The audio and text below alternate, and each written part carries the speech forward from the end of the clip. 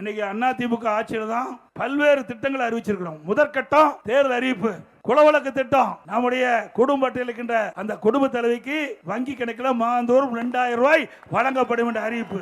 இப்ப மகளிர் தான் கட்டணமில்லா பேருந்து நகரத்தில் போறாங்க. இன்றைக்கு ஆண்களும் நகர பேருந்துல கட்டணம் இல்லாமல் பயணம் செய்யலாம். வீடு இல்லாத ஏழைகளுக்கு அனைவருக்கும் அற்புதமான காங்கிரீட் வீடு, அடுக்குமாடி வீடு நகரத்திலே கட்டி கொடுக்கும். பட்டியலின மக்கள் அவர்களுக்கும், மீனவ மக்களுக்கும், ஏழைகளுக்கு, வீடு இல்லாதவர்களுக்கு அரசாங்கமே நிலத்தை வாங்கி அற்புதமாக அடுக்குமாடி காங்கிரீட் வீடு கட்டி கொடுக்கணும். நான் ஏற்கனவே சொன்ன 100 நாள் வேலை திட்டத்தை 154, இப்ப மத்திய அரசு 125 நாளா உயர்த்துச்சு. அதை 150 நாளா உயர்த்தப்படும். அம்மா இருசக்கர வாங்கணும், 5 லட்சம் பேருக்கு 5 லட்சம் மகளிர் கொடுக்கப்படும். ஒவ்வொரு அம்மா இருசக்கர வாங்கினதுக்கு 25,000 ரூபாய் மானியம். முதியோர் ஓய்வு திட்டம் 2000 ரூபாய் உயர்த்தப்படும். மாணவர் வாங்கிய கல்வி கடன் ரத்தாக்கப்படும்.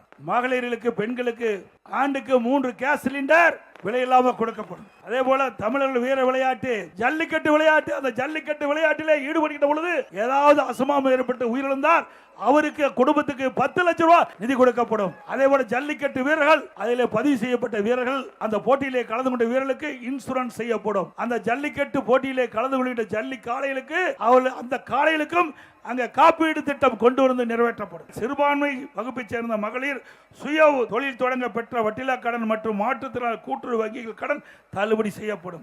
நடைபாதை, நகரத்தில் நடைபாதை ஓரமாக கடை வைத்திருக்கின்ற நம்முடைய சிறு வியாபாரிகள் கூட்டுறவுத்துறையில் வாங்கிய கடன் முழுவதும் தள்ளுபடி செய்யப்படும். இன்னைக்கு நம்முடைய ஆட்டோ ஓட்டுநர்கள், அவர்கள் பதிவு செய்யப்பட்டவர்கள் அந்த சங்கத்திலே பதிவு செய்யப்பட்ட புதிய ஆட்டோ வாங்கினா 75,000 ரூபாய் மானியம் வழங்கப்படும். ஒவ்வொரு தீபாவளிக்கும் நம்முடைய பெண்களுக்கு, தாய்மார்களுக்கு அற்புதமான பட்டு சேலை வழங்கப்படும். இன்னைக்கு பல்வேறு விலைவாசி உயர்வு, சொத்து வரி உயர்வு, மின்கட்டண உயர்வு, குடிநீர் வரி உயர்வு, இப்படி மக்கள் தாக்கு பிடிக்க முடியாத அளவிற்கு இன்றைக்கு துன்பப்பட்டுக் கொண்டிருக்கிறார்கள்.